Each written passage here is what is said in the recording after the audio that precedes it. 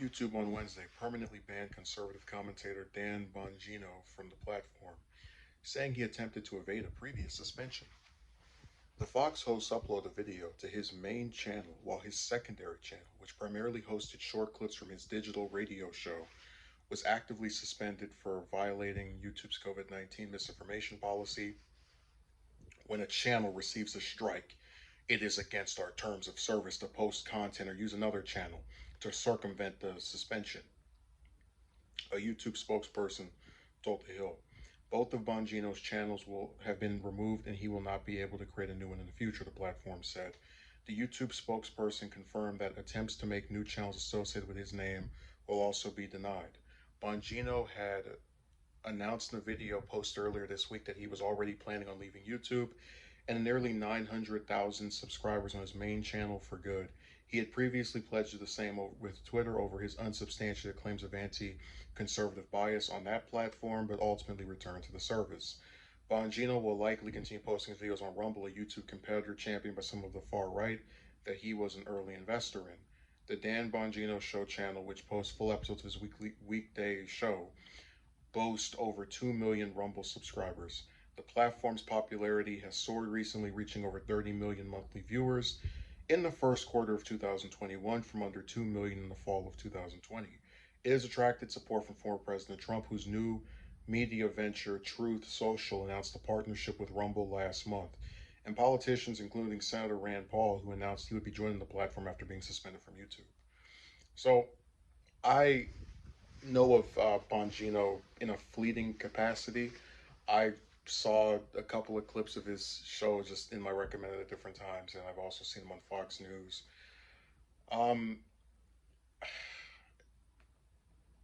when I first read this headline, I was really surprised because it's kind of hard to think of any conservatives that have just been permanently gotten rid of on a site that's not Twitter. Twitter seems to be the one where they yank everybody off. Um, it's really hard to, because on one hand I want to say you shouldn't deplatform him, but if they're giving him strikes to tell him you can't make content that says this type of thing, and then he continues to make content that says that type of thing, I don't really know what else. It's kind of like if you keep doing something that a site is telling you you can't do, what else can you really expect? And they always say, "Oh, I'm being censored," and all the rest of that. But I always give the example of if YouTube says I can't post pornographic material, and then I get on here and do videos where you can see me naked, full body or whatever, and they give me a strike, and then I go and make another video doing the exact same thing, and then they suspend my account, and then I make another account do the exact same thing. When do I pick up on the lesson?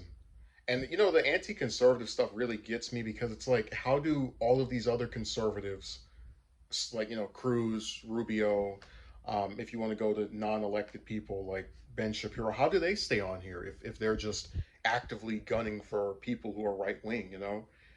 Um, could it be that they don't make content that violates the guidelines, that they actually try to stay within the parameters of what the site finds acceptable? And I have no doubt that as Rumble continues to grow, because Rumble's getting a lot of, you know, praise off of, oh, we're the place where people aren't censored. It's like, okay, but you guys are benefiting off of allowing people to spread misinformation. And I highly doubt that the bigger Rumble gets, it's not going to run into the same types of issues with the rest of these sites that try to do the policy of, anything goes. Um, it's just really hard to feel because at first I thought, okay, he just wakes up one day and they get rid of his account. Because I've had that happen before where they don't like a video you do and they just remove it. But they warned him and he kept violating the guidelines. So at some point they either put their foot down or they just, I guess, keep letting him violate it over and over again. And it seems so insane to me because in a hypothetical where I had 900,000 subscribers and this site says, hey, you can talk about anything you want except spreading misinformation about a virus that can kill a bunch of people or has killed a bunch of people. I'm going to not make content about that because I want to keep my 900,000 subs.